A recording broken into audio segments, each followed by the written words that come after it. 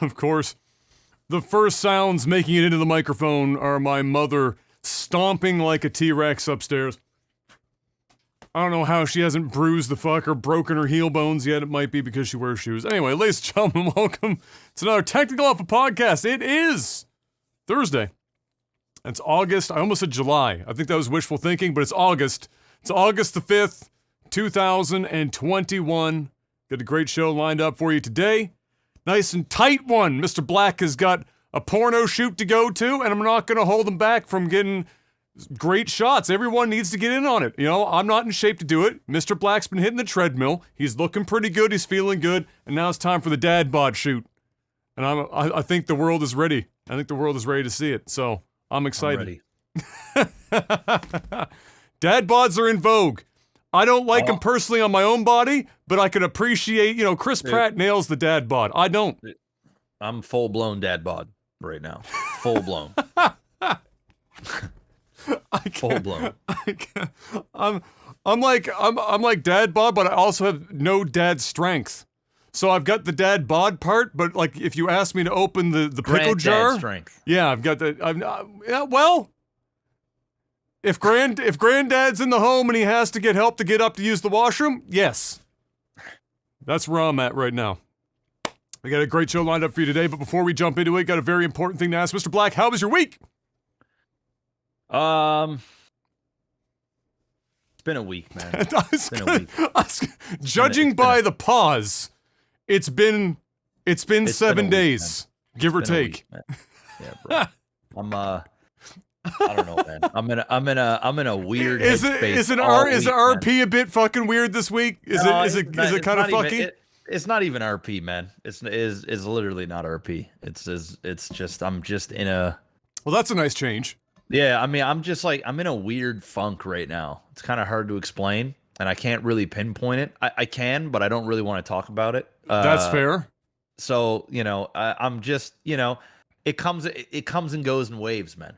You know what I think part of it is? I think part of it is this weather, man. This weather is fucking depressing. The first 3 days of August, to be fair, way better than what we were getting in July. Like we had... Yeah. So far, so good. Now, if it keeps doing what we're doing today, dude, that's a problem. I'm over it, man. It's just like it wants to be sunny and then it doesn't, and then it rains, and then it wants to be sunny again, and it kind of does, and then it doesn't, and then it rains and it's cloudy, and then and then you just look at the forecast and it's just like rain, and you're just like, you know what, man, fuck this summer too, like, and then you realize that you got to go into winter here, like in the next 4 months or whatever. It's just. Unfortunately, out west isn't a hell of a lot better. Your choices are perpetual rain, or you can't go outside unless you feel like dying of smoke inhalation. Those are your two options right now. Yeah. Nobody seems to be, and that smoke's even reaching like the mid of the country. So if you're in like Toronto or some shit, not that Toronto's air quality was good to begin with, but it ain't any better now. All that smoke has just been shit. It made it here. When I went out for my walk a few days ago, I was out in the woods. And dad had come in after just mowing the lawn or whatever, and he was like, I might be crazy, but I think I'm smelling smoke right now. And then like the news was saying that it was literally ground level on the East Coast coming from all the way out fucking west. And when I went out for my walk, sure shit, I stopped. I was out in like open air with like nothing around me, no barbecues or anything. I took a big whiff and I was like, Jesus, put the fires out, please. Faster, at least, if you can. In fact, Nova Scotia just sent out a bunch of firefighters to help with that exact thing today. We just shipped out a bunch of our boys and girls to help with that. So, yeah, that's the great choices of our life currently with the world right now are rain or fire. Great.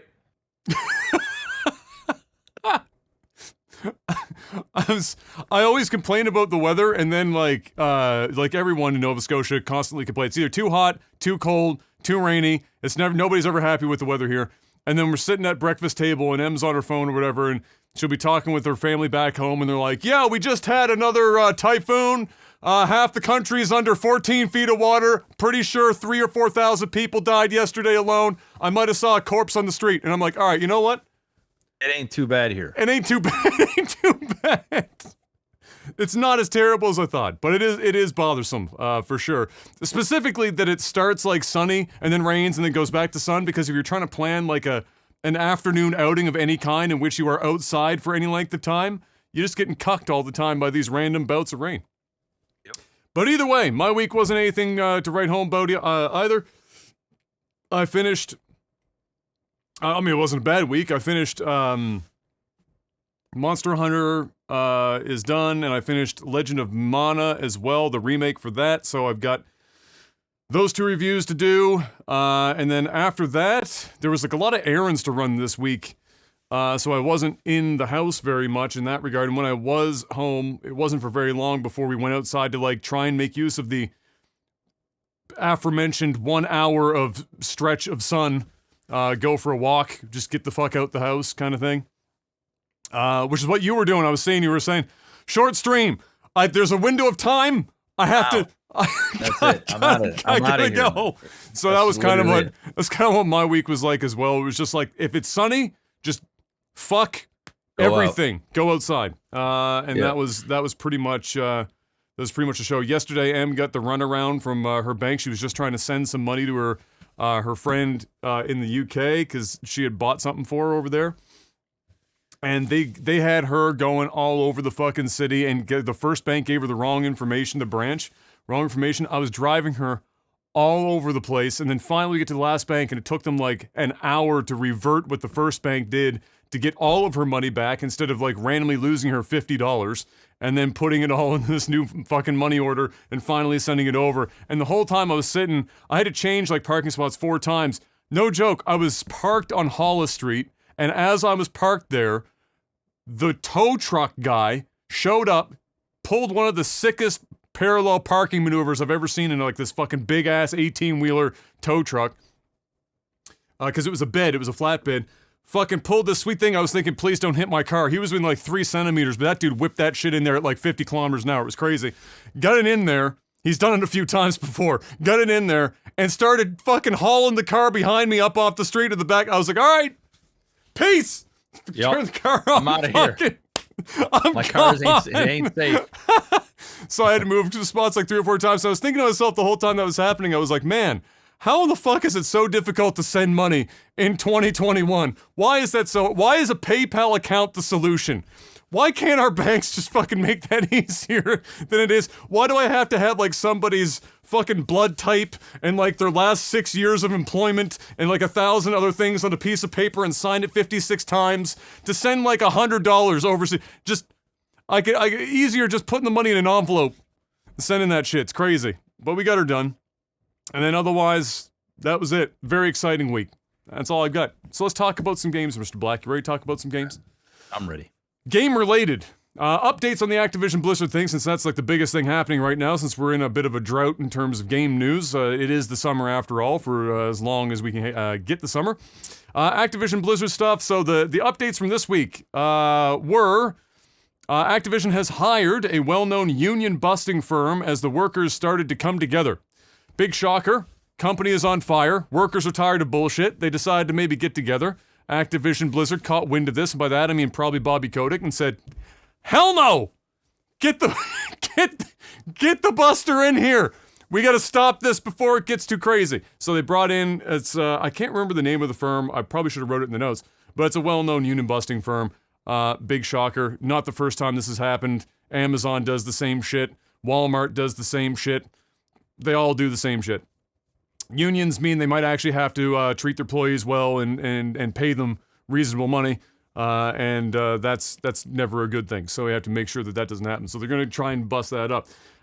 Further than that, 6 months ago, so I don't think we ever talked about it on the podcast, but because it never seemed relevant.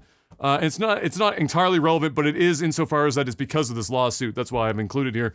6 months ago, roughly, they hired Fran Townsend, who anyone who follows American politics to any degree would know that name. She served as the Homeland Security Advisor to President Bush from 2004 to 2007, and may or may not be known as a torture apologist, and the woman that defended all of the crazy shit that America was doing in regards to waterboarding and sleep deprivation and all the other crazy batshit stuff that was going on at the time.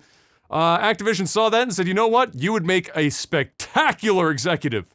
Please join our team. And so she did. And after being there for 6 months, when this lawsuit cropped up, she quickly sent an email to all the staff. This email, I think, was actually posted online. You can go and find it if you want. It was kind of a funny email. But you can go and read that if you want. But the gist of it was she was like, this is all bullshit. I've been here for 6 months. I know what's been happening here for 15 years. And so that was one of the major reasons her denial of all this shit was part of the reason why, or one of the major reasons why the walkout, you remember, happened last Wednesday. All the employees walked out in the afternoon or whatever during the workday. That was part of one of the major listed reasons why, was because she was denying all of this shit had ever happened. And then after that, the one that more people would have likely seen here from the other day, J. Allen Brock is officially leaving Blizzard. So he was the president at the time.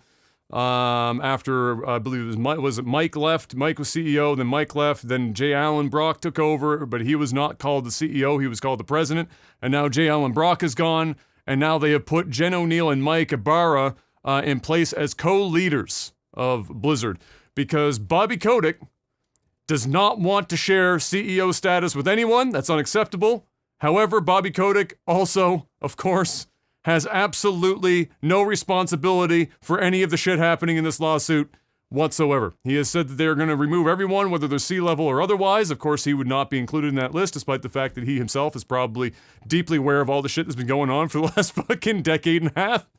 But nobody's allowed to be called CEO but Mr. Bobby Kotick. So they're co-leaders now at Blizzard. Pretty soon, I think, remember, Jeff, we talked about how Activision Blizzard was just going to be called Activision? Yeah. If this isn't speeding that process up, I don't know what is. This has got to be the catalyst. I suspect that whatever range of years that we gave it, knock 1 or 2 years off of that, and that's probably what's going to happen here. It's going to speed it up. Whether it's because Activision just sells Blizzard off, which I actually think might be something that could happen now, because so much of the spotlight has been pointed at Blizzard specifically for this lawsuit, these allegations, that it might be possible that Bobby just wipes the floor with everyone, clears the whole fucking suite out, replaces it with people, waits until this blows over, sells everything off, and just says, fuck Blizzard, go figure it out somewhere else. Or they just wipe Blizzard from the name of the company altogether to avoid all of that association. As well, what happened? The head of HR has left the company this week as well.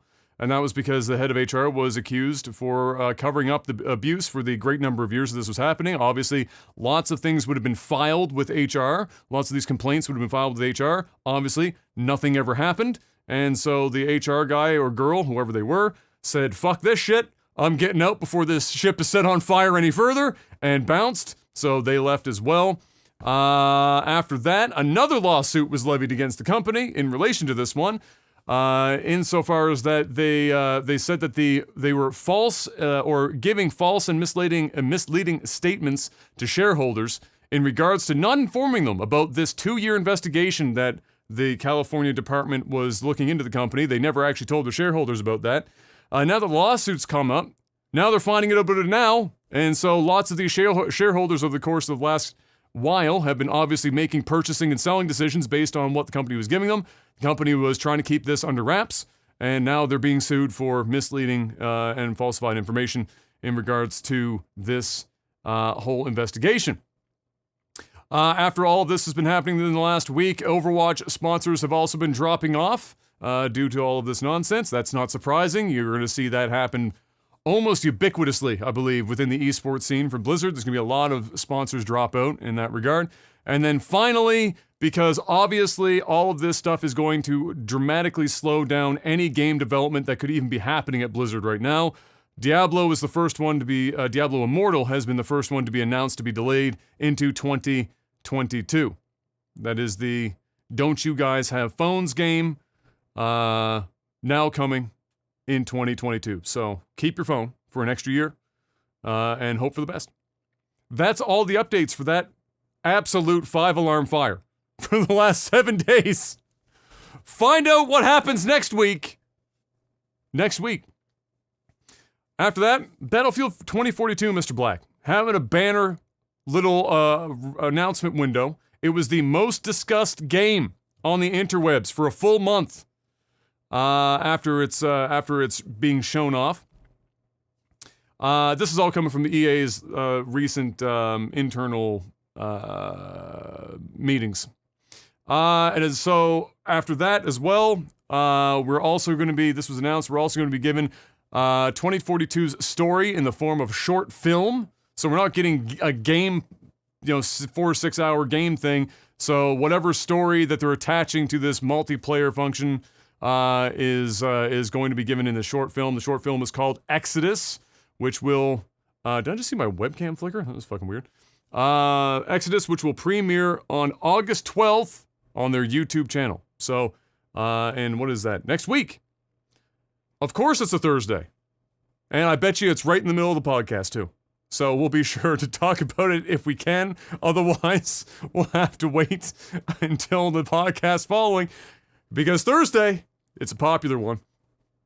Avatar: The Last Airbender had a video game pop up on Kickstarter, and it took 5 minutes to fund it. Now it's well over $1 million in funding. So for all of you Avatar: The Last Airbender fans that have been waiting for a comeback after M. Night Shyamalan shit all over the property several times, I know some of you don't like to admit that exists. I'm sorry. Just like Dragon Ball Evolution, it exists.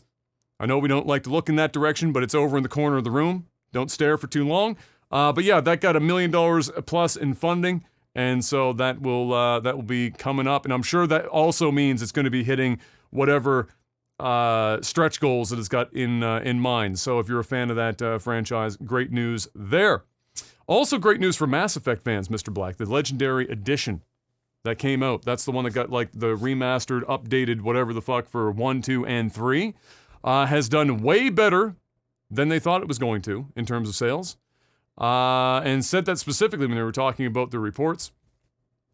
I have question marks here, because I was thinking, what did they think that it was going to fail miserably or something? It was like Andromeda came out and bombed, so everyone was looking for, just give me old Mass Effect, but make it new. Give me something to hold on to. And it was all sorts of buzz, so I'm very confused as to why they thought it was going to suck some balls or some shit. I don't know what the thought process with it there was, but it did super well, which is great news, because now that likely means that for fans of the Dragon Age side of the BioWare catalog, you're probably going to see this same treatment crop up for the Dragon Age titles. Now, how far up the line that goes, I don't know. Would they go all the way to Inquisition? I don't know. But all the same, very likely that you're going to be seeing that. However, it could be one of those things where you wait until the new Dragon Age is coming up, put that shit out just before, get everyone hyped, la-di-da-di-da. Although we also said that about the Mass Effect stuff, but we don't have a new Mass Effect game coming up anytime soon, so fuck it. We'll find out whenever it happens. Did you play any of the Dragon Age ones, like even when the first one popped up years ago? Yeah, I played the first. Do you remember what you thought of the first one? Because that's the one that, that one, everyone says fuck 2, and then they get back on board for 3. Yeah, I only remember the first one, and then after that, I don't remember. I think I played part of 2 and then just never finished it. Yeah, I didn't even touch 2. Inquisition is liked a lot, but the first one was pretty good. I tried to play the first one a second time though, couldn't do it. The pacing was fucking terrible. It was like you'd get this.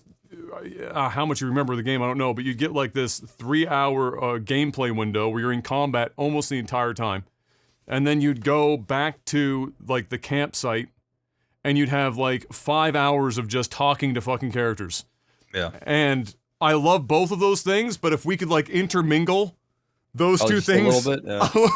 a little bit, that'd be great. As much as I love just listening to characters talk for 5 hours, let's back that off a little bit. So yeah, that's a good chance that you're going to see BioWare get a chance to do that, or some other company do it for them. Next up, in numbers that are not shocking but are still kind of fucking crazy, Nintendo Switch has shipped just shy of 90 million units. 85 million of which are estimated to be in the hands of consumers. So shipping means, when you hear somebody ship units, it means that they're to the storefronts. Doesn't necessarily mean they've sold that many units, but in this case, they are estimating that only 5 million Switch units are currently not off of a store shelf somewhere in the world, which is fucking nuts. That's a lot of consoles to sell, and if you're wondering why Nintendo just doesn't give a fuck, now you know. Now you know. Fuck you money. They got all kinds of fuck you money. They don't give a fuck. Wait for this new OLED Switch to come out that's going to mean absolutely nothing, but people are still going to buy it like fucking crazy. Oh, the money. Just swimming in it. They're using the same fucking internals, Jeff. It's literally just slapping an OLED in there, calling it a day, and they're going to sell like another 30 million fucking units of that bitch. Why not? Get it. God bless them. God fucking bless them. Sony's, this was kind of one of the more interesting notes this week. Sony's PlayStation Plus subscriber count has declined for the first time ever. So up until this point, it's done nothing but climb. I'm pretty sure Xbox Live or their services would have been similar because it's just the attach rate goes up with the number of users on the platforms. So up until this point, it's been more or less climbing. Now it's for the first time ever has dropped.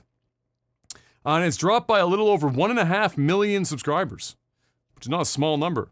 Nobody really has any guesses as to why this is the case. You could make a bunch of guesses, but really, who knows? I think the thing to do would be wait another couple months, and if it keeps going down, then you have a better idea. I think the easy thing to say right now would be people just don't care about Sony's online offerings, by and large. The games they're providing for free, whatever the fuck, just not impressing people and they're dropping off. It could be that Xbox's Game Pass has taken a couple of people away, just based on value proposition. But I think, again, that one specifically, I would need to see their numbers drop another couple consecutive months to be like, all right, something is taking users away. Like, you can have a random fucking blip pop up like this, but if it's a couple more months, then yeah, we'll have maybe a better idea. But for now, nobody really knows why. But 1.5 million, I'm sure internally they're trying to figure out how do we reverse that shit, because you don't want to see that next month. That's for sure. Because I think that the total number was like 40 something. I think it's like 40 something million. So like a 1.5 million for 1 month is a relatively. Yeah, it's not small. 1 month or 1 year, I can't remember which one. Either way, it's not small. Like, that's a relatively big chunk for one period. So, so yeah. Anyway, we'll see if any more of that comes up. After a huge run on Twitch for early access period, the Amazon Game Studios New World has been delayed again. This is the second time it's been delayed. This time into 2022. That's not surprising. It's a massive game. It was in development right in the midst of COVID. Big shocker that it's going to get pushed into 2022 like damn near every other game that was going to originally release this year. But it did do big numbers on Twitch. I mean, Jesus, I don't know if they were paying everyone to play this bitch or what, but lots of people were watching and playing that thing. Did you see anyone play the game at all? I mean, I tuned into a couple streams for 2-3 minutes at a time, like nothing. I didn't get a chance to catch any of it. I didn't play it yet. I'll probably check it out like when the game actually comes out, but outside of that, I mean, I was hearing a lot of positive shit. I didn't hear like a lot of negative stuff around it, and people had their hands on it for a fair chunk of time. So yeah, it seems like it's got some promise, which is good because Amazon's game studio hasn't launched really a single fucking game. So other than the Top Gear game, and I don't think that counts. I think we just forget that happened. We're starting from scratch. So, yeah, I know I'll probably also, like you, play it when it actually comes out versus playing it in early access. But now we gotta wait until 2022, like everything else. I said on Twitter this the other day, 2022, bro. That year be thick with games. I mean, listen, it's gonna be thick, man. But I suspect more delays coming into 2022. But full year into like 2023 full type of delays? I think so. Probably for several games. I don't think it's going to be as thick as what people think it is. I think I think some will do it more because they just don't want to be alongside the other 50 million games launching in 2022. That's literally why it's going to happen. Is, you know, a lot of these companies, right? It's going to be a dick swinging contest where it's like people are going to have to, like, there's going to be major releases, and then all the other games are going to have to maneuver around these releases. And then if they figure like, okay, well, fuck, if this New World game is coming out, games that are kind of like New World or that aren't a shooter or whatever are going to have to like play around, and they're going to have to wait 3 months, 6 months. There's a lot of competition happening. It's like in the movie business. Just because a game is ready doesn't mean you just release it. There's a huge, like, you know, time of the year. Then companies got to wait because they got to hit a certain quarter quota for stockholders. They gotta make sure that they're going up at certain times of the year where people are more likely to spend money to buy games or stay in the house and play them. They gotta. There's many different things. It's not like, oh shit, the game is released. Oh, let's just release it in next month. And when there's 2-3 games getting released in a very short period of time that are kind of big deal games, you can't just throw a game out there because that could lose you millions of copies in sales because people just only have so much money to do. The only games that I can see that will follow through no matter what are games that are going to go on Game Pass. You know, games that they're like, oh, you know what, like, people are going to have their subscriptions, are going to play them when they want. But the ones that are heavily dependent on a date and pushing a copy, I think people are going to be very shocked on how many games get delayed again. It might not be to like 2023 for all of them, but a lot of these games, I would not expect to see them in the first quarter of 2022. You'll see a couple, and then a lot of them they'll come out at weird times too. There'll probably be some that'll be coming out in like July or, you know, August, September, like just times where like, yeah, the odd game will come out, but they're just going to try and find a window and capitalize. If they can't find it, they're going to delay it until they find one. Yeah, it's super messy because most of these are just like the development window has been completely fucked, and like you said, it's like the movies. You know, you're trying to navigate around the waters of how many other competitive games versus, you know, in the movies, how many other competitive movies are coming out at the same time. It's like right now the rumor is that The Matrix 4 and was it the next Mission Impossible are the same day or some shit. Like, that'd be wild. No. It's not going to happen. That would be insane. Yeah, it's just not going to happen. Right? So you've got to move. Somebody's got to make that move, and so yeah, I do think 2022 and 2023 are going to be pretty banger years in general because so many games have been delayed, and so you're going to get this concentration of games that would have normally been spread out over maybe 3 years, but now they're coming in this 2-year window, and so I think we're going to see like something similar to a 1997, 1998, or a 2004, 2005 window, whatever, where we just had like these fucking epic runs of games, and most of that is just because of the pandemic and all these delays. So it will be a wild ride, to say the least. But interestingly enough, because everything's moved out of the way, I actually think that Microsoft Flight Simulator has a good chance game of the year. Come on, 2021, Microsoft Flight Simulator, let's go, baby. If there ever was a year they could do it, this is it. This is the one. This is the one. Bring it home. Bring it home. Yes. Speaking of other games that are actually coming out this year, and I don't doubt it, I think at this point, after this test, Halo Infinite's flight test went remarkably well, all things considered, aside from, of course, the first day or so, they had some server issues, but at this point, I just expect that shit for every game that's testing, or otherwise, the first couple of days, the servers just get completely pounded until they figure it out. They were very open and active about the entire fix process for everything on Twitter, so everyone was kept in the loop, so there was nobody like wondering what was going on, so they handled that well and got it fixed within a reasonable amount of time. Otherwise, pretty much every reaction I've seen to the flight test were positive. I haven't seen really anyone be negative about the experience. Everyone was very happy, especially given the how old the build is. You know, the build that they would have been playing with would have been a couple of months old at this point. There's still several months before the game is actually going to release. And so everyone was very positive in general. A lot of people, the common thread was that despite the fact that it played, you know, with a little bit more speed than a traditional Halo, that they all felt like it still felt like Halo. Like it felt like old Halo. Lots of crazy moments and clips were going up online. That grapple hook, as much as I hate on it, I know it's going to produce some wild plays, and people are already putting up some crazy-ass Spider-Man shit with that fucking grappling hook coming up with, grapple hook rocket launcher with some crazy shit. I saw a guy with the grapple hook and the hammer where he would just grapple the ground below the player he was coming at, and in flight with the hammer, like you're going at him at like 1,000 miles an hour, just fucking wham, just fucking a dude up with the hammer.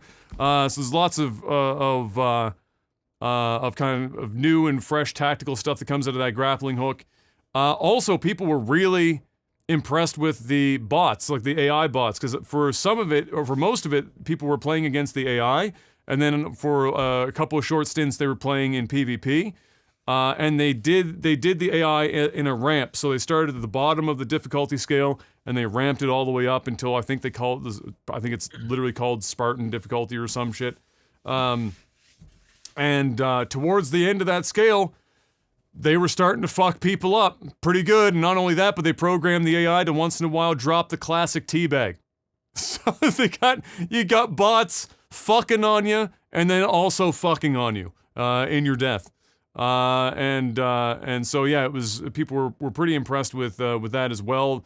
Nobody was really complaining. There's some funny shit coming out of it too, like the physics were fucky, like people punching another person, they just like full send to the fucking moon. Like, all the physics were fucked. So people were going to like a new planet, getting punched in the back of the head, amongst other things that you would expect, you know, glitchy and buggy stuff, but very positive overall. And watching seeing what I saw and watching and seeing everyone how they were enjoying it gave me a little bit of hope that Halo might not be complete dog shit when it comes out. They might have, they might pull this off. They might pull the 180 after that original showing and make this work. Did you see anything like at all? So you didn't catch any of the streams? No, didn't check it out. Still not overly interested in Halo. I didn't expect that to be the case. I'm still kind of checked out, man. But we'll see. I'm rooting for it as a gamer, but yeah, we'll see.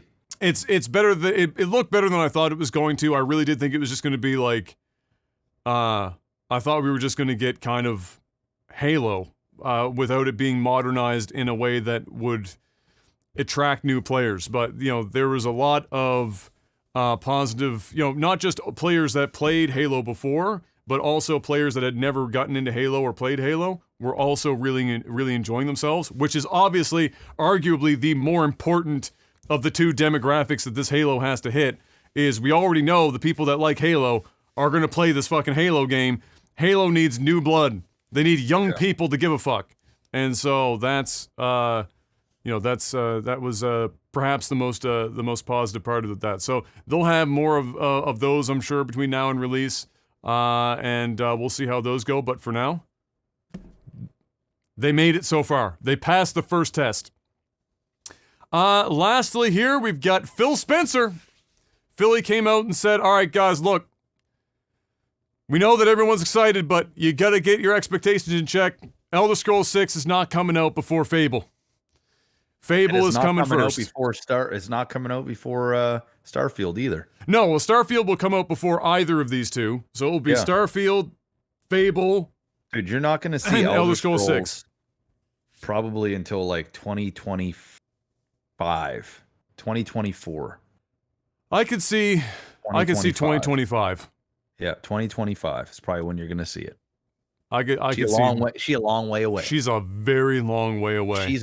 It could be even 2026, honest to God. It really could be. It could be. It could be 2027, depending on how big Starfield. It might just never happen. If Starfield does well, they're not going to release this game in any considerable window. It's just not going to happen. So, you know what I said on Twitter though, when this was announced, or Phil said this, I said, to be completely honest, because Bethesda's track record has been so dog shit for the last, like, over half a decade now, like, it's just been terrible. I'm more interested in seeing what Playground Games does with a new Fable than I am Elder Scrolls 6. That's more exciting to me, is seeing what the guys that are typically guys and girls behind Forza Horizon is going to, or are going to do with Fable, than I am, because I already kind of know what I'm going to get, I think, when it comes to the Elder Scrolls 6. My expectations are so low for that game. I know I'm going to get the same bugs I had in Morrowind. yeah, it's going to be the same shit. It's going to be the same shit. It's going to look a little bit better. It's going to have a couple of new features that will be hideously broken at launch. And modders are going to fix their shit for them. Yep. I have no faith beyond that. Zero. So I think because of that, I just like my expectations are so low for that. It's just like, look, you know what? Fuck it. Give me Fable. Fable is more of an unknown. What the shit does Fable look like after all these years of not having a mainline Fable? Let alone what does Fable look like coming from Playground Games? So, yeah, more interested in Fable. And now I know it's going to come before Elder Scrolls 6. So I suspect we're going to see Fable in... I mean, if Starfield is first, Probably and Starfield... 2024 is when you're probably going to see Fable. 2024. So, like a Starfield in 2023, Fable 2024. Against all odds, Elder Scrolls 6 2025. I doubt it. Might be 2026. It might be 2026 though. It could. It could be a long time. It could be. And that's all we got for game news. Unless you saw something pop up for you. Nothing. Which means then it's time to sell out. Mr. Black, tell me how I can make my setup that much more functional, please and thank you. Well, I mean, before you set up your setup, you got to make sure that Technical Elf is set up. You can do that by going to patreon.com/legtv and throwing money at the screen. You guys are still keeping this podcast going, and we're going to run this thing into the dirt until you guys just don't want to be here anymore. You're not supporting it. So as of right now, y'all are still showing monthly love. So we still showing up every week. It's what we do. All right. It doesn't matter what's going on in our lives. All right. Most of the time we're here. All right. So patreon.com/legtv. And keep this decade-old couple together on the internet for as long as humanly possible. Okay? So go over there and do that. Thank you. And after you're done doing that, then you can go to nordvpn.com/OTT and get yourself 74% off and 4 bonus months. That's right. Not 1, not 2, not 3, but 4 bonus months when you get a 2-year subscription. This is the biggest deal. I've been with NordVPN for almost 2 years. This is the biggest one yet. All right? They're going all out here. And I know a lot of you guys now have some renewals happening. So it's that time. It's time to get some of those extra months and support the podcast at the same time. Stay safe, stay anonymous on the internet, watch different regions of Netflix with the click of a button, watch region block content on the internet, all right? Don't use public Wi-Fi and just sit on their connection anymore. Pull it up on your app on your phone. All right, Android, iPhone, doesn't matter. Get the NordVPN app. Click of a button. You're now from, I don't know, anywheres. Greenland. All right, you're from wherever you want to be. Fuck it, Greenland. Whatever. If that's where you want to go, or that's where you want to pretend you're at, you go ahead and do that. All right. So make sure you go on over there. Hey, up to 6 simultaneous devices, which means you only need 1 account per household. Everybody in the household can go ahead and log into the same account, and you can have up to 6 simultaneous devices. All right, phones, smart TVs, laptops, desktops, Macs, whatever.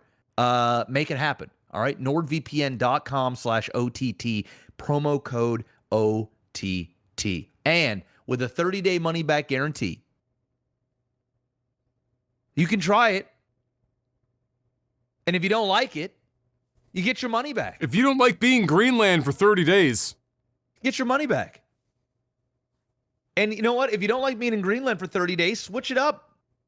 Go to Turkey. Be Turkish. Head on over to Greece.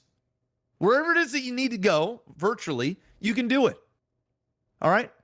The servers are fast. It's 2021. It's almost 2022. Who doesn't have a VPN now? If you don't have one, get into the future. I can almost guarantee you the way the internet's going, everything's going to be fucking region blocked at some point. Literally. Get a VPN. It's that easy. All right? Trick everybody. Even your ISP provider. Trick them all. Up next, we got Elgato. If you guys don't have a Stream Deck, you all got to get one. If you don't have a Wave USB microphone, you got to get one. If you don't have their Wave, their, what is it called? Their new one that plugs in with the phantom power. Their audio Wave XLR?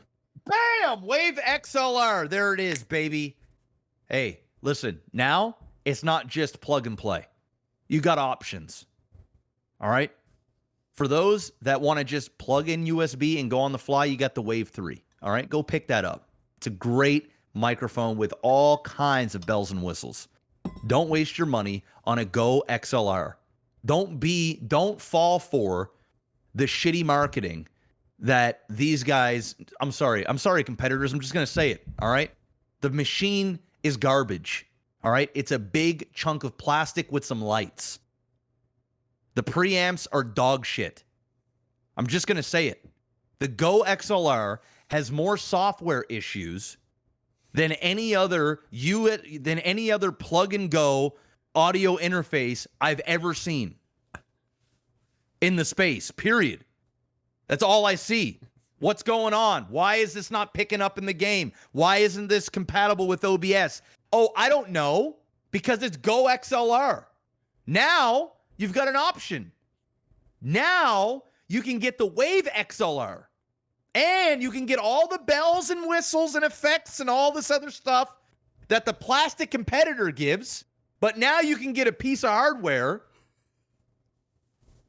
that actually isn't about the flash. And it's about the use case. It's about the substance. That's it. Stop falling for it. Just because your streamer was sent out a free Go XLR doesn't mean it's good. Okay? Doesn't mean it's good. So go on out there and pick yourself up a Wave XLR if you're in the market for it. That means phantom power. The preamps are great. You don't need to have a cloud lifter. All right? You can have high-end audio quality without going to the high-end price range. Yeah, okay. Yeah. I got a $1,600 Apollo Twin. All right? You could go ahead and get the don't go and get the Go XLR. You can go ahead and get the Wave XLR and do virtually what I do with a much more expensive piece of hardware. And for the stuff that you're likely using it for, you are not going to tell a difference. You're just not. I can hook this Neumann up to the Wave XLR. I can't do that on a Go XLR. Because it's going to sound like ding dong. You just don't do that. So go get your Shure SMB7 or whatever one you're getting, the SM7B, and plug it in to the Wave XLR. It's their newest product. Along with, they've got a webcam now. All right? Forever, we've been using the Logitech C920. Hell, I'm using it right now.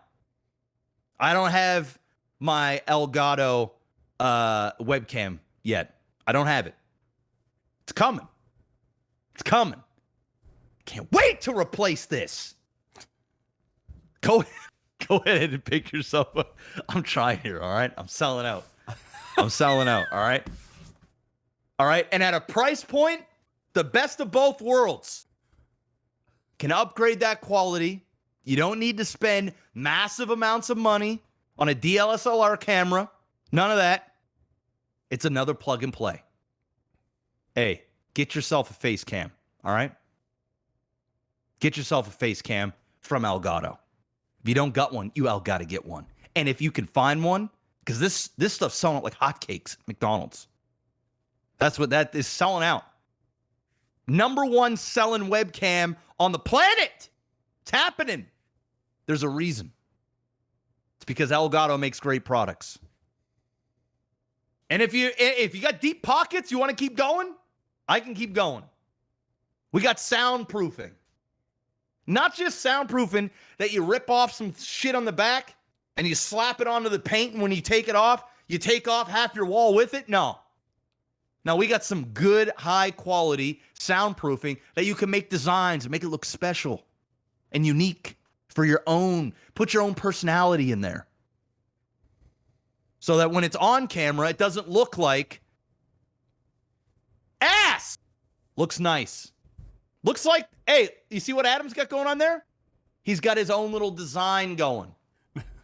What I'm saying is it won't look like it this. It looks like ass.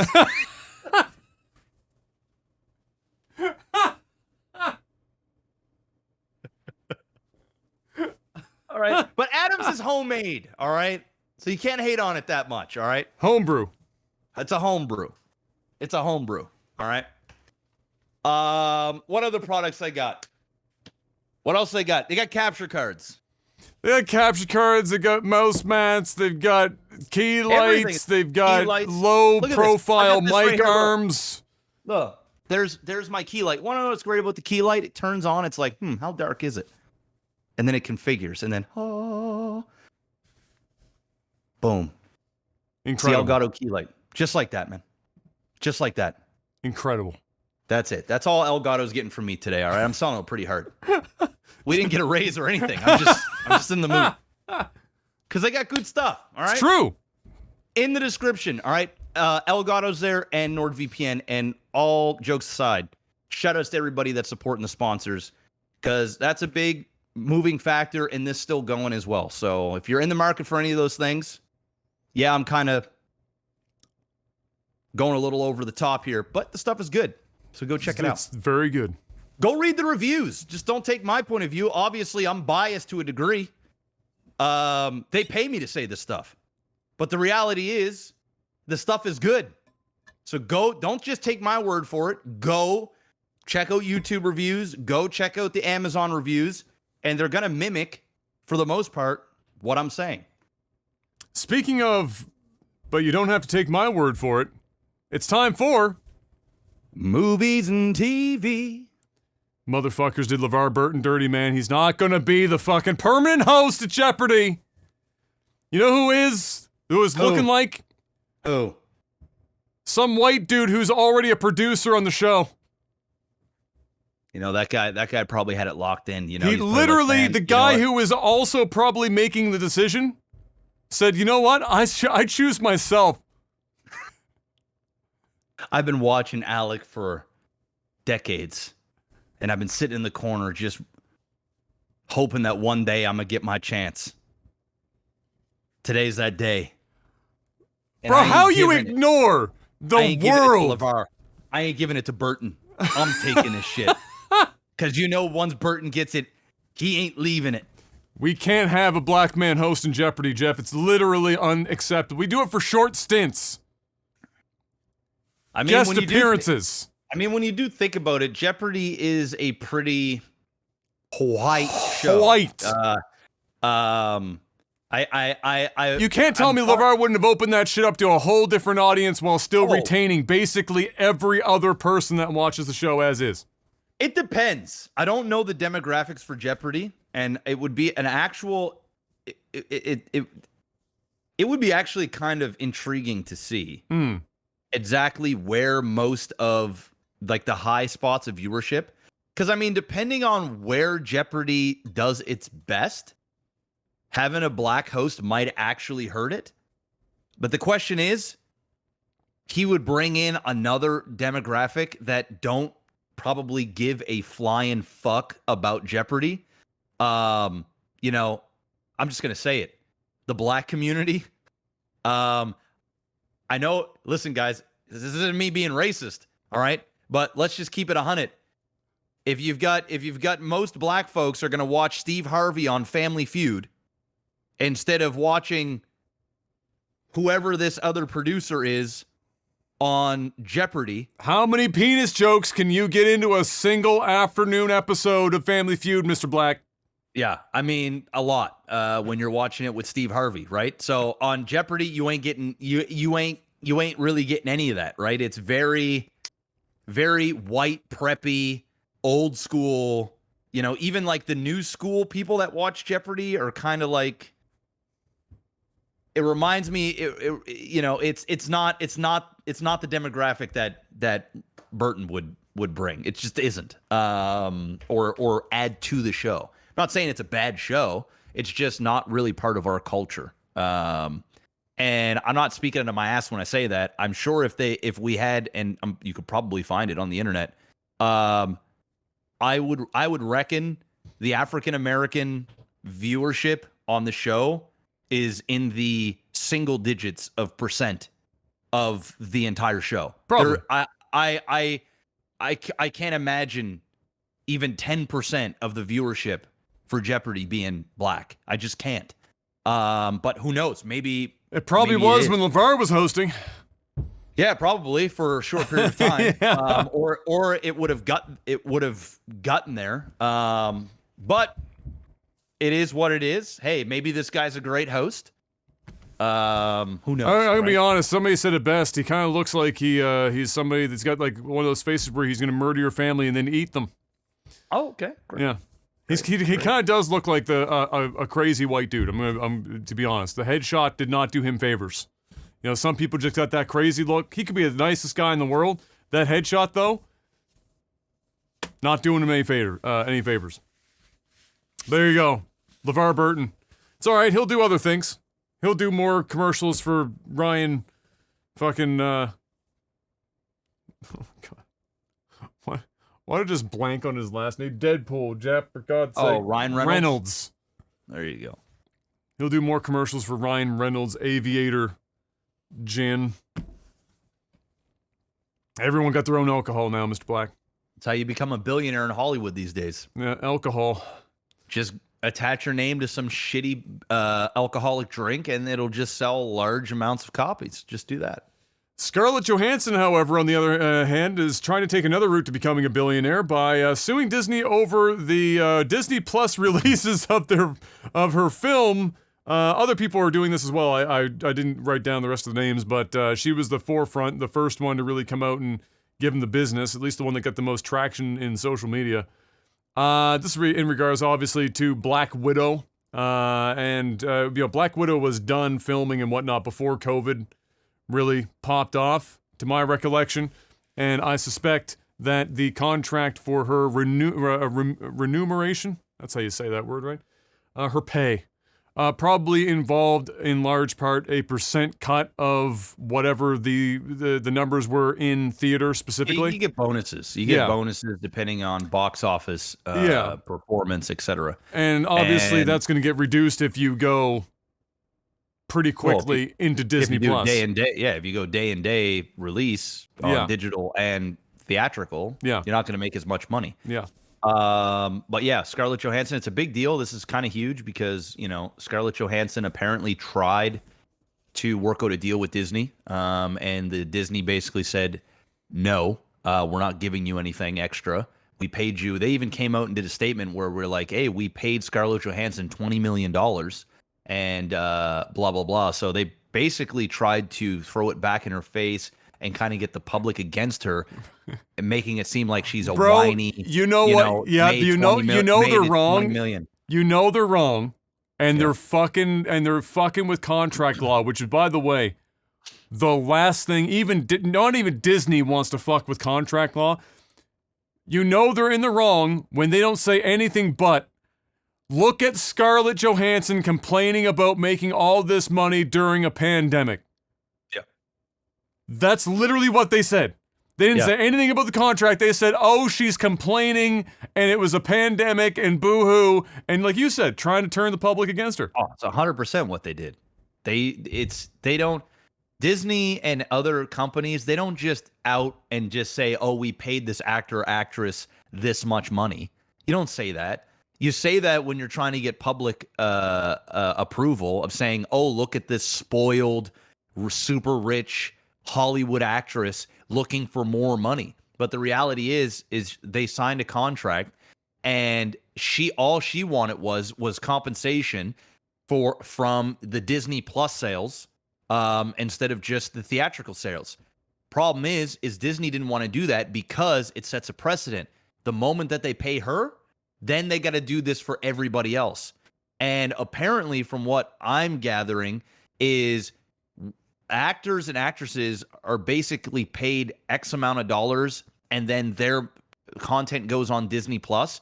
And what she's fighting for as well is she's saying, I want to, not only do I want a piece of the sales, just like the theatrical stuff, but I also want a piece of the retention that you're getting, because you're using my movie and you're doing it to get subscriptions that are going to stay on Disney Plus, and it's because of my work. And we didn't agree to that. So I want a piece of the pie. And they obviously don't want to say yes to this, because if they do, then you're going to have all these other major actors and actresses working for Disney Plus and working for Disney, where they go on Disney Plus, and they're going to want a piece of the pie too, because the moment that they do it for one person, everybody else is going to get up in arms. So they immediately said, no, I ain't giving you nothing, which was stupid. They should have went behind the scenes, worked out a deal, wrote her a check to shut her the fuck up, and now she's out public, airing out what Disney does. They didn't give a shit about the money she's losing out on, and they only wanted to fill their own pockets. So this day and day release thing is these companies getting a little bit more greedy. Not only that, since the day and day release stuff has come out on digital and theatrical, the piracy rates have gone through the fucking roof. It is historically the most pirated, that all these movies that are coming out, there are millions of people watching these movies for free at home in high quality. It's getting to the point where there has been rumor and talks that it's so bad and these companies are losing so much money that pretty soon they're going to be putting watermarks on the movies when they come out on digital. So people don't know this, but a lot of times when reviewers and press are given screeners for movies to watch at home, They have like watermarks and shit on they them. have a big fucking watermark there, and you got to watch the movie like with watermark, like in the middle of the fucking screen. There is talks that might actually start happening for movies for people at home. That way they know where the movie's coming from, so that they can actively go after people that are taking the stuff and putting them out on the internet. But then there's the argument, well, why people aren't going to want to watch a movie with fucking Disney slapped in the middle or whatever, and aren't going to want to pay for it to rent it at home if that's what you're watching. So there's all kinds of fuckery going on right now.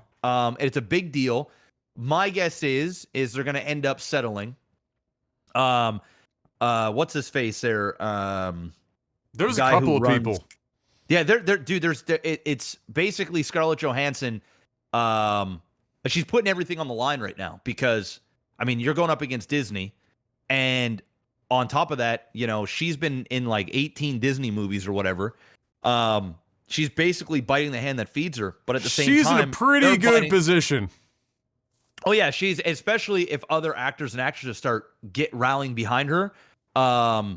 It could be a big shitstorm. And a lot of people don't do this sort of stuff because once you get on the bad side of a company like Disney, like, it can hurt your fucking career, big time.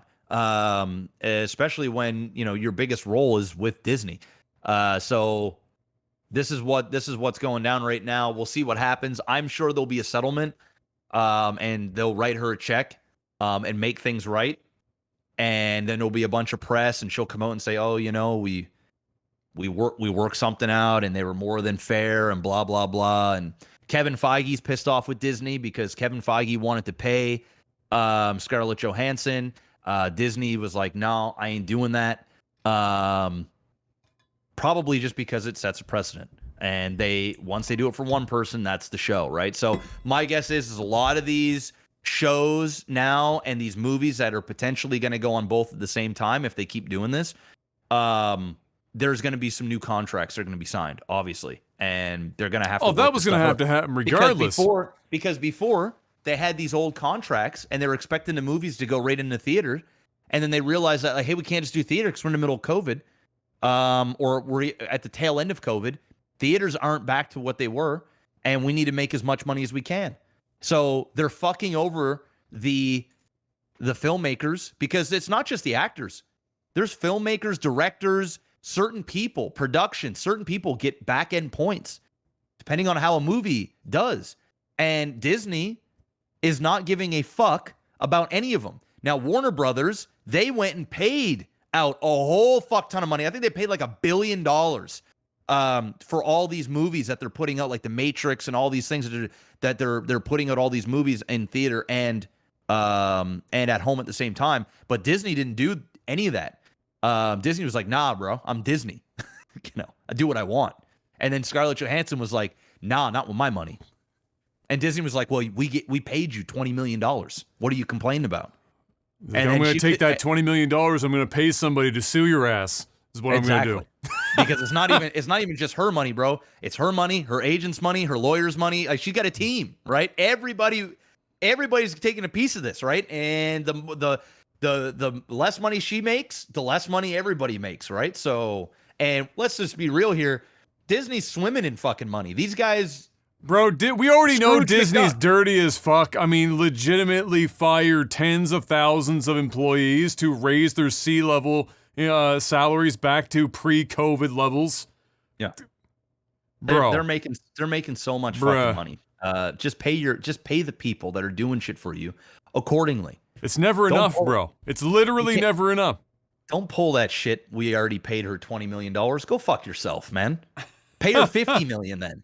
You know what I mean? If you're gonna just do whatever, like, pay her $50 million. How much money do you guys fucking make? You know? Obviously, with or without, the pandemic becoming part of the equation here, the thing is that they were going to have to come up with some sort of contract that was going to pay, based on this anyway for Disney Plus. It was going to have to happen at some point. If Disney thought that they were in perpetuity going to be able to put these movies onto their platform and pay $0 to the people involved in that movie going forward, they would have been absolutely fucking insane. So, I think, for as little as I know about the industry, what would almost make sense is that, if you're gonna take into consideration that Scarlett's looking for, for example, the subscription points. That's what she wants. She wants, like, how much did the base go up during my time? But you have to put some sort of limits on that. Like, you can't in perpetuity be like, all right, we're going to give you X% in perpetuity based on how your movie performs. No, for sure not. But what she's basically saying is saying, hey, okay, it went out in theaters, it did this much, but you also put it on Disney Plus.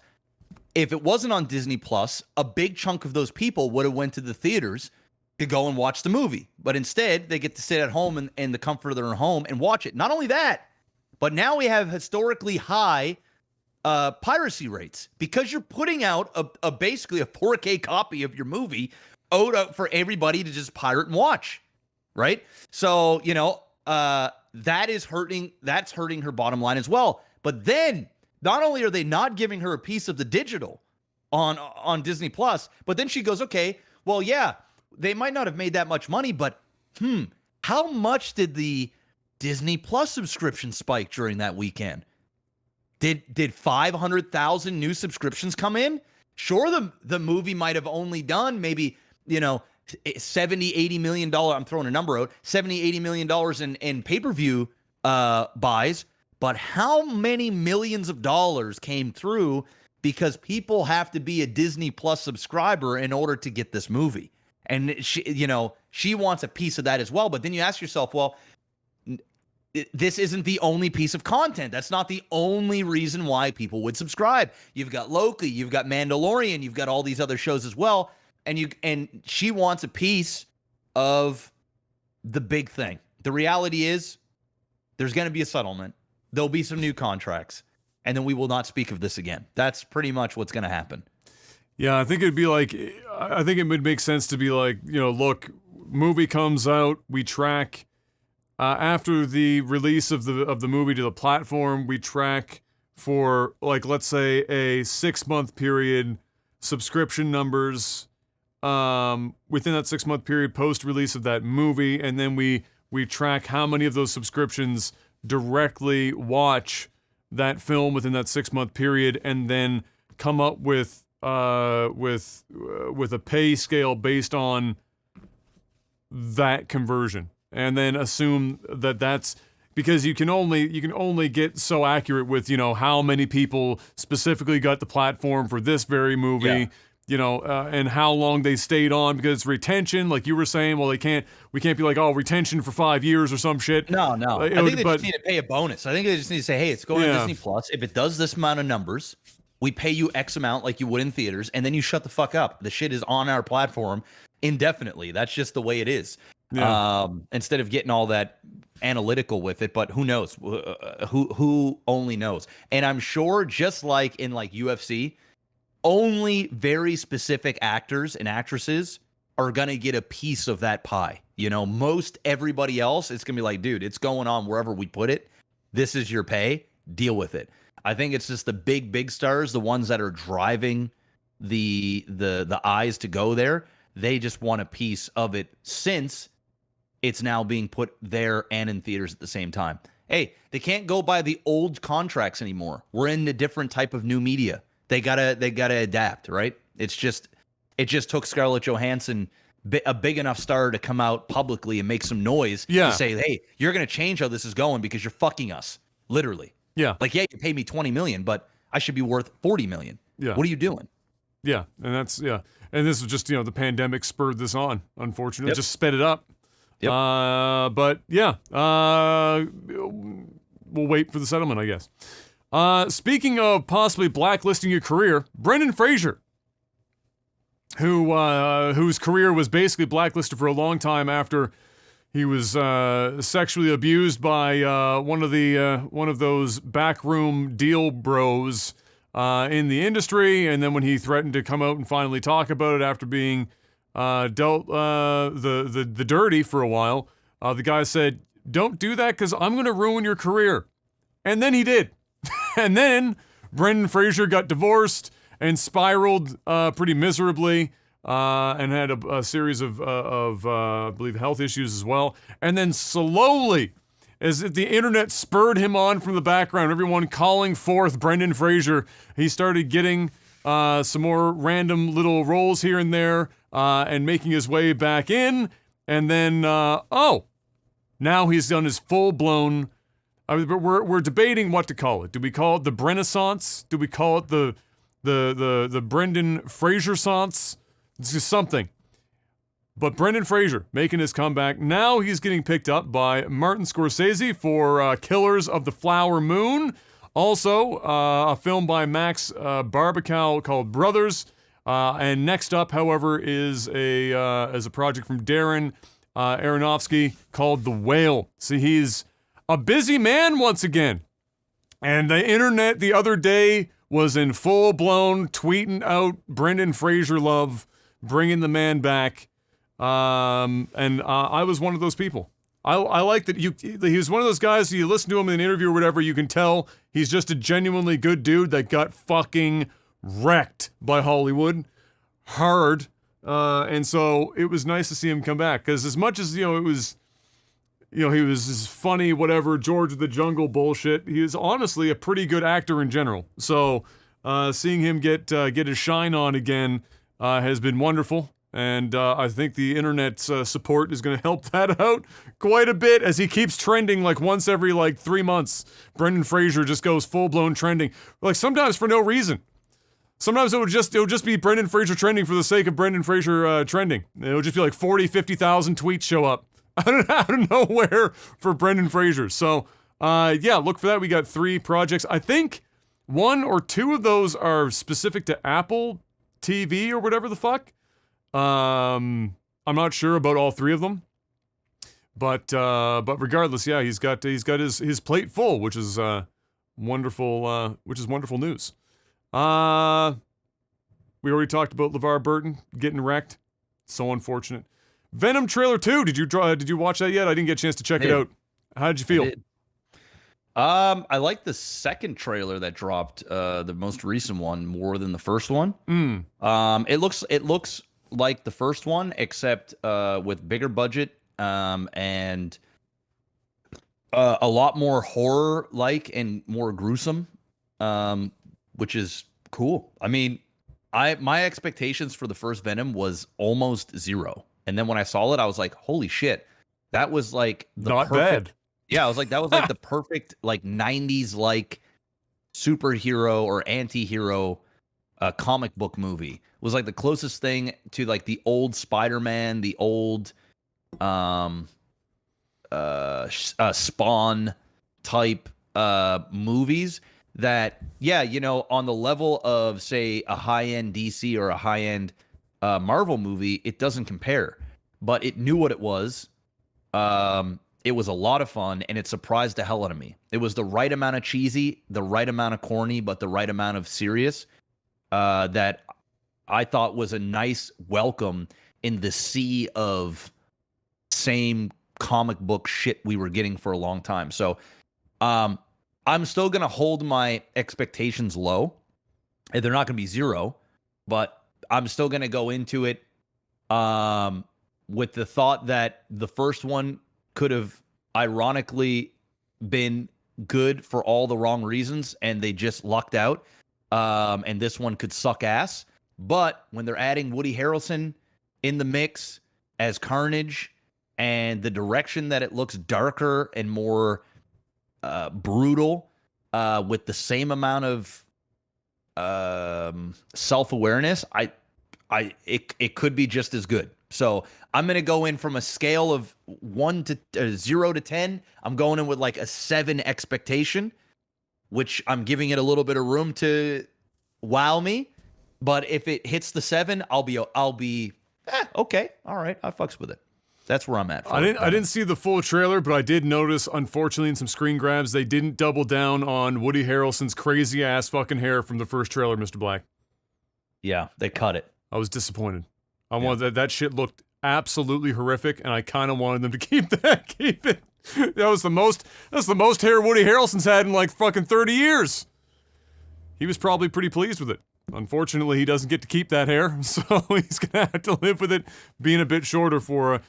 But we already know that like Brendan Fraser, I'm a Woody Harrelson fan, so I'll be watching it. Yeah, for Woody Harrelson. Woody Harrelson's amazing. Yeah, he's great. Yeah, I'm gonna have to watch the trailer after because I haven't seen it yet. But I suspect I'll have the same feelings as you. I'm not gonna go in fucking banging out on some huge like expectations. But I think 7's a good target. You know, if Venom, with the budget that they give Venom, and whatever this next one is, which is probably maybe a few extra dollars for over the first one, maybe the special effects get better because that first one was Venom rough. Made $1 billion, man. It made like I think it literally made $1 billion. Then like, they better have up. They better have upped the fucking budget. I would imagine. Let me see. Venom. There will Let There Be Carnage. Let me see what the budget is. My guess is probably like $200 million budget. Because the special effects were a little suspect in the first one. Let me see here. Budget. I'm not seeing it. Venom 2 budget. Financial budget. Okay, here we go. It doesn't say. I'm sure I could find it if I looked hard enough. I think the first one wasn't a huge budget though. The first one was it wasn't super small, but it wasn't like huge. It was enormous. Okay, so the second one is $110 million budget. Yeah, I thought the first one was only like fucking $50 or $70 million or some shit. See. Venom 2021 budget. Yes, there you go. Give me Brendan Fraser and Woody Harrelson in the movie. Ship it.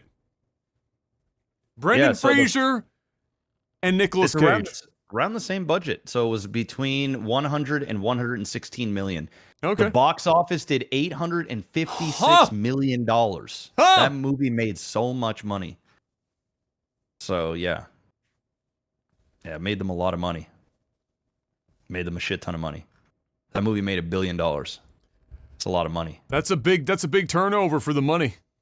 Yeah. Like for the budget, that is huge. Because if you double the budget for the marketing, usually. Yeah, it's at least double. Sometimes it's a little bit more than that. So like, say for example, they cost $300 million. We'll say $300 million bucks, all in. Maybe half a bill, all in. Yeah, half a bill on shit tons of money. Huge. Yep, shit tons of money. So anyway. Yeah. No, see on that side while you were looking that up, now it's Brendan Fraser, Nicolas Cage, Woody Harrelson. All in the same film. I don't know what the fuck it is. Pig 2. Make it happen. Pig 2, Electric Boogaloo. I still haven't... is Pig available to watch yet?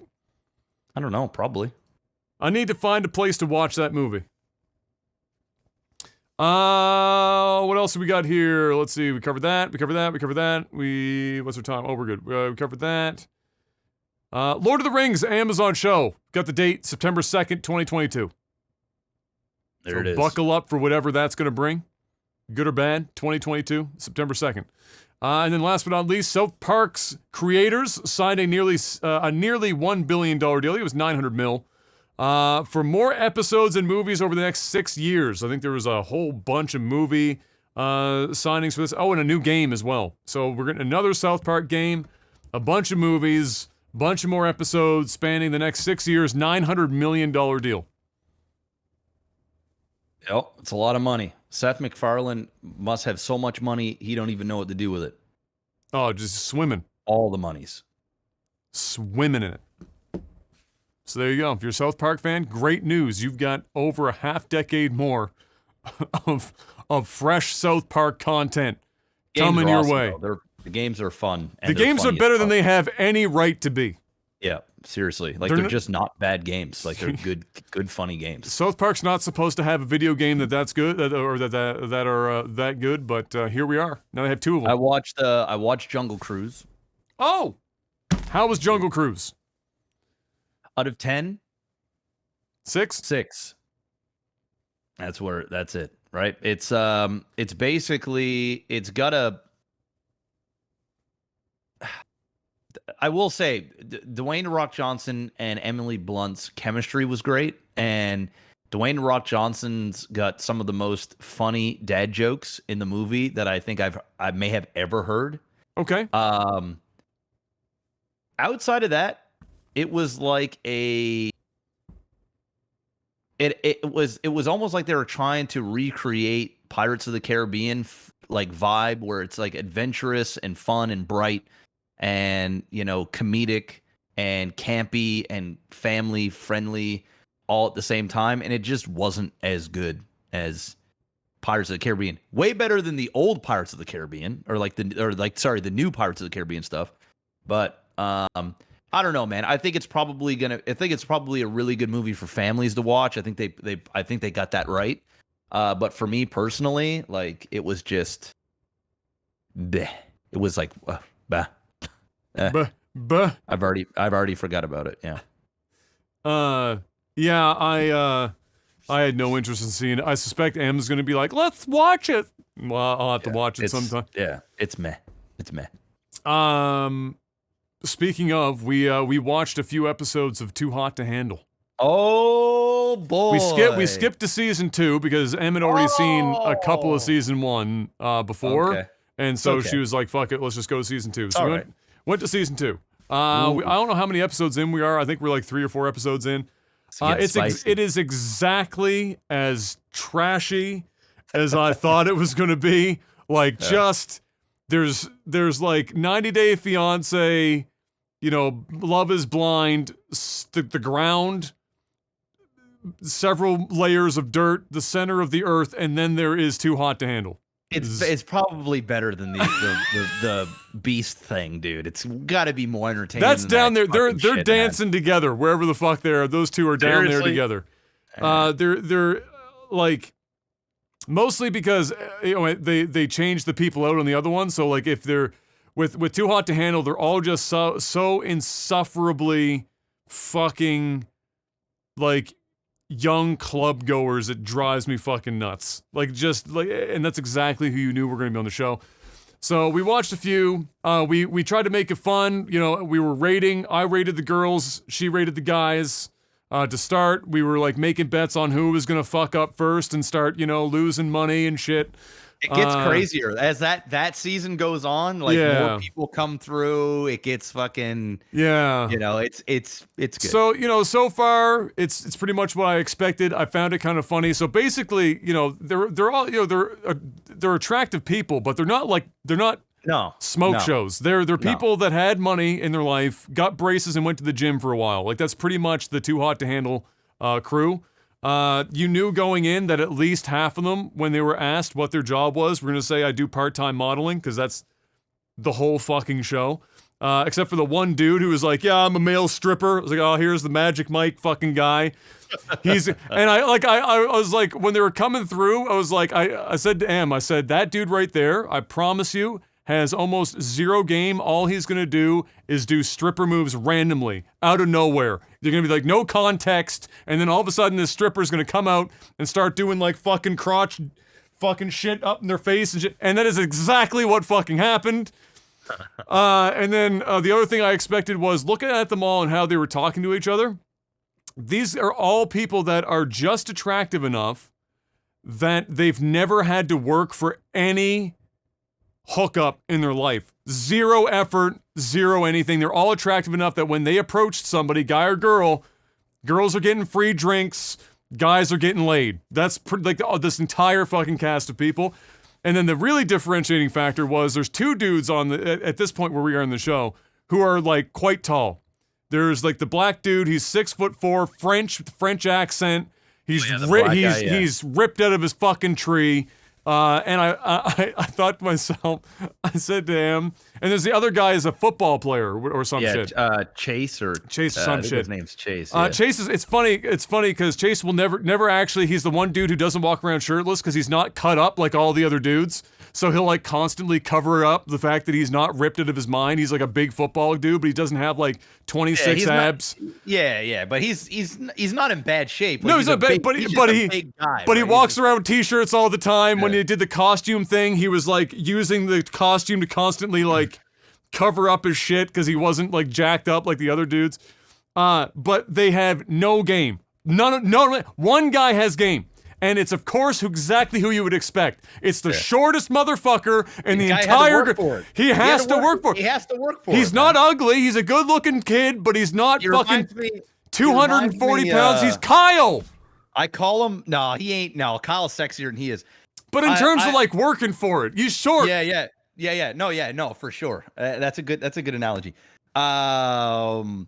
He reminds me of I call him little Hercules. He looks like Hercules. Like, you know what I mean? Like if you were to watch the Disney, well, he's got Hercules the hair. movie, he's got like the hair and like shit. Hercules. I called him Hercules. Yeah. But yeah, he's the only one with any amount of game because you know he's had to, even though he's an attractive dude. When you're short, you gotta work for it. Then there's like these other dudes walking around giants, 6'4", 220 pounds, nothing but going to the gym. French fucking accents and shit. Like, how are you supposed to compete with that shit? You don't. And so these guys walk around, zero game. They don't have to try. The football guy tried to go in for the first kiss on that chick. She like runs her head off the fucking side of the couch that they were sitting on, and it killed it. And he had nothing else. He was right there, and he had nothing else. His best thing was like, oh, we should like see if we're good kissers. That was his best line. And you know what's also funny? The black dude used the same fucking line. They have no game. Zero game. And so did Cam, that fucking douchey fucking kid with the K-pop haircut, said the same line. Oh, we should just test and see if we're good kissers. Want to find out? Meanwhile, the little tiny dude, who's like 6'3" in stilts, there's two girls, two of which were already like basically taken by other dudes at this point. and they're just sitting around, and he just plants himself right between the two of them, like the biggest dick fucking move, and forces, has them do rock, paper, scissors for who's gonna kiss him and shit. Even though one loses there, he still ends up consolation prize kissing both of them. Yeah. He got it in. That's game. He's got the game. That's game. He's got the game. The other guys are like, Adam, just keep watching the show, bro. It gets crazy, man. It gets crazy. It gets crazy. You're gonna like it. I can tell you already think it's entertaining. No, dude, you know what the worst scene in this entire show that made me cringe so hard my face inverted, okay, was Cam, who's with, I think her name's Emily or some shit. She's like 26 years old, but she felt it necessary to get lip filler at some point. So she like walks around, she looks like this at all times. She can't fucking, so like she's like Joan Rivers, but she's 26. Like, why in the fuck are you getting lip filler? Anyway, if she was a good looking girl, I bet she looked 1,000 times better without lip filler. But you know, some girls just need to get shit done. So anyway, they're in the bathroom, and she's already like all over for like, she's head over heels for this fucking kid. This K-pop haircut motherfucker. And he's in the bathroom with her, and this is like after like they've found out that they can't fuck anyone, they can't kiss anyone, you know, whatever the fuck, and they already know that at this point in the show, a kiss is like $3,000. So if you do anything more, you're losing big money. And he's pacing around, and he's like, man, these blue balls are just fucking killing me. And I was like, all right, in my head I'm thinking, it's not how blue balls works, but okay, anyway. So he's like walking around, he's just like fucking holding his dick and balls. He's like, these blue balls are killing me.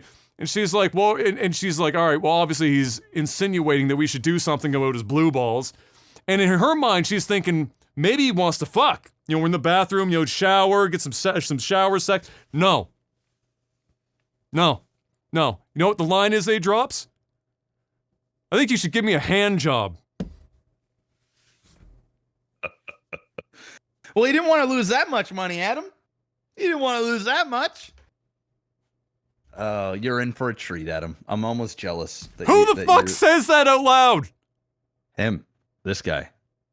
This guy does. That's how you know he's had to work for nothing at any point, is when you're so fucking bold as to say something so selfish and crazy as, I think you should just give me a hand job. Sounds like Blizzard Activision workplace. It does! Oh my god. Anyway, she didn't do it. Thank fucking god. Oh my god, bro. So yeah, that's a show. It's a cringy show, man. It's the right amount of cringe. It's the right amount of cringe. It's a lot. All right, it's time to move on for a couple of quick questions before Mr. Black has to go. It's time for tech support. Patreon.com/LikeTV. Financially support the podcast. $10 or more a month. Get some stuff. Chiefly, each and every time we go up for this podcast, put up a post there. It's called Tech Support. You can ask us questions, and we'll give you answers. So let's get into it here. What do we got here? Jorbach asks, what is something particular that you still like to do on your birthday? Eat a certain food, do a certain activity, etc. Side note, I'm turning 35 tomorrow, halfway to 70, baby. Let's fucking go. Happy early birthday, Jorbach. Happy early birthday, Jorbach. I'm turning 35 as well. I'm getting old too. The thing that I eat on my birthday every year, it's been like that since I was probably 12, maybe even younger, since I can remember. Ice cream cake. We talked about that last week. I never get regular cake. I'm not a big cake guy. Did you get your mom an ice cream cake like you said you were going to? I didn't. Kayla ended up getting, when I went upstairs, they had already gotten a cake, and it was like a brownie, some sort of brownie thing. I didn't even eat it. But I did go to Dairy Queen and get ice cream. So well, there you go. There you go. I did do that. But ice cream cake. It's what I eat every year on my birthday, and we get a nice big one, and it usually lasts us like 2 weeks.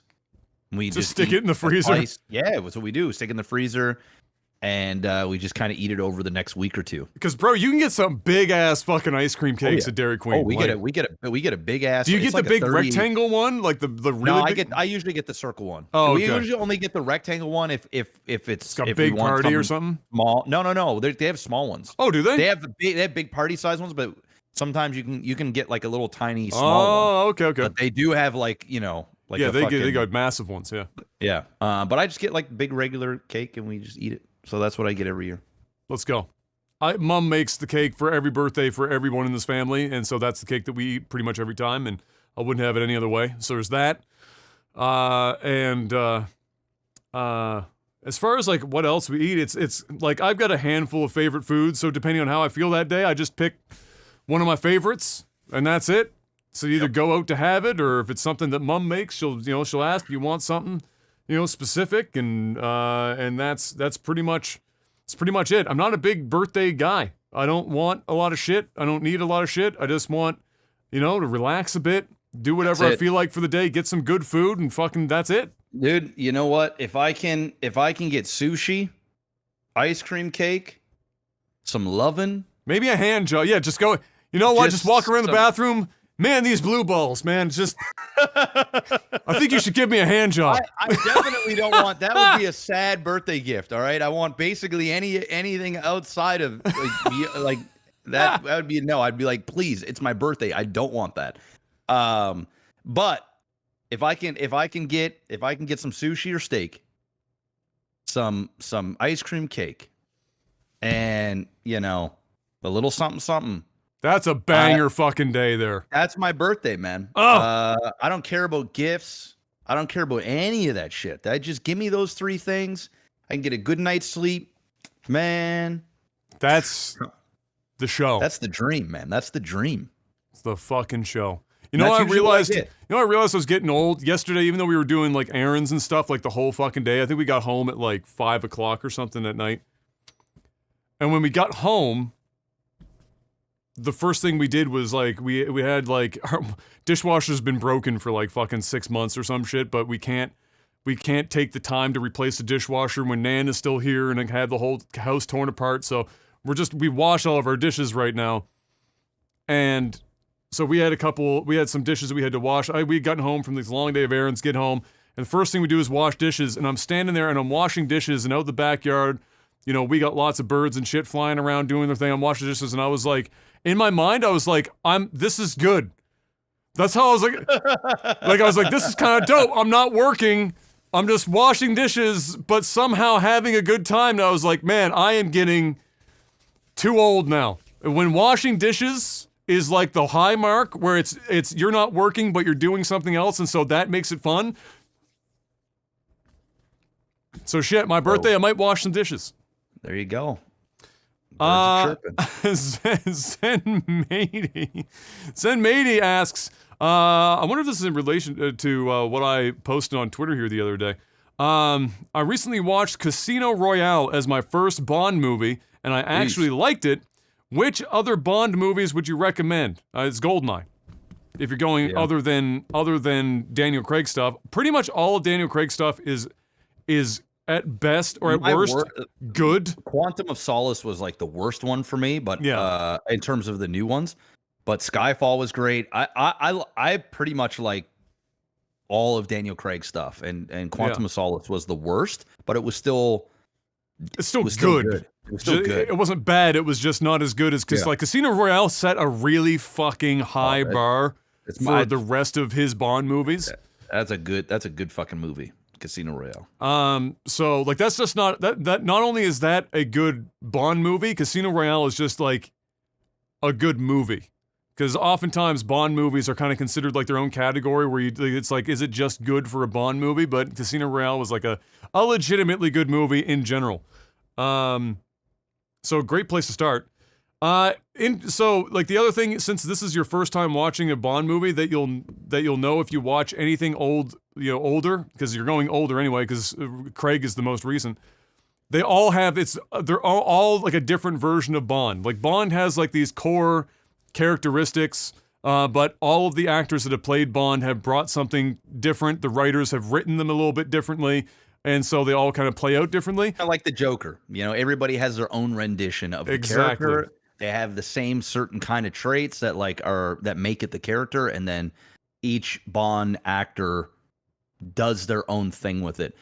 Daniel Craig is a more modern rough around a man's man. Like he was the edgy. He was the edgy Bond. Yeah, like the edgy Bond. Still loves his women. Still likes the nice fancy watch. Still got the beautiful car. Still does whatever. But at the end of the day, he was the gritty modern. He was the guy that you're like, damn. You know, he was like if you took Bond and then had sex with like Born Identity, and kind of made this more of a gritty, I guess. It's just more of a gritty modern. It was like, I mean, well, if you think about it, when they came out with Casino Royale was like at that time the whole idea of taking older properties and making them grittier was in vogue, and so like this whole new phase of Bond was kind of off the back of that concept. Previous to that, you had Pierce Brosnan, who had, I mean, other than maybe one of his movies, they're similar. They're all at worst they're good, and some of them are really good. Like GoldenEye is fucking fire, and you should watch GoldenEye. Like if you're gonna watch one Pierce Brosnan Bond movie, GoldenEye would probably be the one that people would point you to, and not just because they also made a fire video game. It was also a really good movie. Pierce Brosnan, that was my tweet. I was like, for me, I think Daniel Craig is just the best Bond ever in general. But Pierce Brosnan, like for me, and not just because I grew up with him, but Pierce Brosnan embodies Bond as a character better than I think anyone else did. Like he sweats Bond. That was like Pierce Brosnan for me for Bond is similar to like how good of a casting that like Robert Downey Jr.'s Iron Man. Like you put I can't give Pierce Brosnan that much love. I know you love him. I just can't, man. I think Daniel Craig is the Robert Downey Jr. of Bond. I think he is. And I've seen the old Bonds, and, I like them, but this guy is just Bond. I mean, it's gonna hurt when he's no longer Bond. When Pierce Brosnan was no longer Bond, it didn't hurt. I was just done with him. It was like, okay, next. And this is gonna feel weird. The next Bond, unless it's Henry Cavill, which there's a good chance it will be, we'll see what he can do with it. But I mean, just Daniel Craig, the fact that he was a relatively nobody that came into it. I think that helped a lot, too. And he was jacked. Like, we had never seen a Bond like this. Like, that scene where he comes out of the water and he's fucking ripped, and you're like, okay. Well, that was like fucking, what's his name, Hugh Jackman playing the first X-Men movie, and he looked like a fucking accountant. And then, you go forward and people were like, you can't do that in superhero movies anymore and shit. People have to be in shape now. You can't have this man walking around looking like a wet noodle. Motherfucker's got to be in shape. And he was in shape. Pierce Brosnan was not. Listen, man, I just got to say it. Daniel Craig's the best Bond of all time. And I think he's going to go down as the greatest Bond to ever do it. I don't know if you can get better than Daniel Craig. Everybody else has got that charisma. Listen, Daniel Craig doesn't even have that much charisma. He's got the swag. He's Bond. Yes, he's got the swag. He's just Bond. Pierce Brosnan got the charisma. He's like the guy you just like. You're just like, man, I like this guy. Like, how can you not like Pierce Brosnan?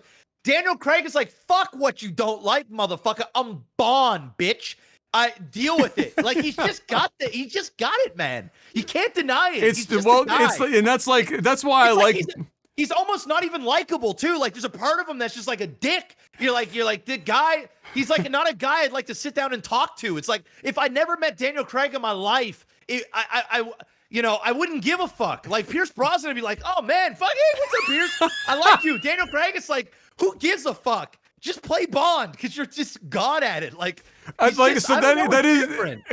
is like, so for me, that's why I like both of them. Like, cause they occupy such different Bond spaces that I get to enjoy both of them. Yeah. Daniel Craig is the like gritty. He's got because as a person, Daniel Craig has zero fucks to give. And he lends that to his Bond character, where he has. He's like that in real life. Zero fucks. He like, said, I "Fuck barely ever worked. He, like, you see, he's ripped. He talked to me. He's like, I've barely ever worked. I just like do some routine shit. This is just what I look like. It's just fucking whatever. I don't have time to be working out. I don't give a fuck. And he just showed up on set and he walked into the water and he was like, yeah, I look pretty good. And that was like the fucking show. But he's got like that, the women love him. And he's not attractive. He's ugly as sin. He's a bit of a douchebag, and women like bad boy douchebags, right? And he's so confident. Yes, that's the key. He is confidence. So pure. Yeah, pure. He's almost not quite as much confidence as Cam asking for a hand job, but he's almost there. Yeah. And it lends to that Bond character that gritty Bond character so well. And you know what? Bond is, if you look at all the Bond movies, at some level, a bit of a dick. It's just that they hit it under some more humor in the old ones. Like, Bond always had some humor. In this, they were like, fuck the humor, just like, he's an asshole. Like, yeah, and he's almost almost a dick to women too. Like, he's a bit chauvinistic, a bit. James Bond is like the most chauvinistic, misogynistic ass ever. But Daniel. But the women want him anyway. Yeah, Daniel Craig doesn't he does it in a way that it's like, damn, you are a fucking dick. But like, you're just doing it in just the right way that like the women just want it. Like, they want. It's almost like he doesn't even want them. It's like he's doing them a favor. Yeah. You know what I mean? Like, it's crazy. And he just does it so perfectly, man. It makes me want to go watch the Bond films again. So the new ones. Casino Royale, great movie. You can safely watch all of the Craig films. You'll probably enjoy all of them. The new one's coming up the end of this year. And I really hope that's going to be good as well. It looks like it's promising, so that's nice. And then, GoldenEye. You can reach back and watch. The Sean Connery ones are good. The other ones, though, you're starting to get into territory they're dated, man. They're dated. If you like older films and the pacing, because that's what will kill you, is when you go back that far, pacing in movies were so different back then, you might feel like you're falling asleep at the wheel. But you're safe to go back and watch them. Most of the Bond films are all good in their own way, and like I said, and Jeff was saying, they're all different enough that you can enjoy them for different reasons. And so it's a fun. There's a reason why James Bond has been around for as fucking long as James Bond has been around, and it's 25 years or something. A lot more than 25 years. They had their 20. I know. Sorry, they're on their 25th movie. 25th movie, yes. Yeah. It's been like 50 plus 50 years. Yeah, 50 60 years. maybe even at this point. Yeah. So they've been around for a hot minute. Yeah, one more question before Mr. Black's got to get out of here. So if you guys have got good questions, save them for next week. You can send them in again. 8910 asks, what do you hope to live long enough to see happen? I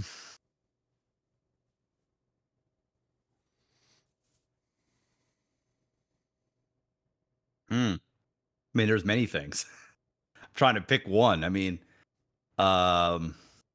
obviously I want to see my son, become a man and find his own way and do that. But if I'm not going to pick the generic stuff, I'm going to go with,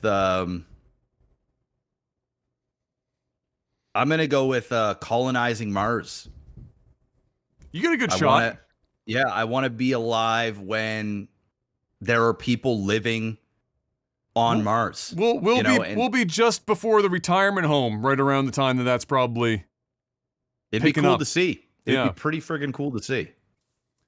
I want to live long enough to see them move further along in teleporting objects. Because right now we've done it at like a super fucking tiny molecular level. We sent some shit from one side of a river to another. So technically it's possible. Technically, the trick is to scale that bitch up to do it to people, and not have them just die. So that though probably not going to happen in my lifetime. Probably will happen eventually, but it's something I'd like to see. Because ultimately, fuck planes and all that shit. Just send me there instantaneously, please and thank you. Speaking of sending you there instantaneously, Mr. Black has got to get out of here instantaneously. He's got another arrangement to do, so we're going to end the podcast there. Ladies and gentlemen, thank you so much for stopping by. Hopefully you enjoyed yourself at the show today.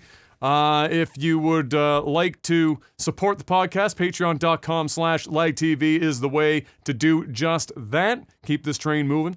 And until we see you guys next week, stay safe out there. Try to enjoy the weather if you get a chance. And we'll see you then. Peace. Peace.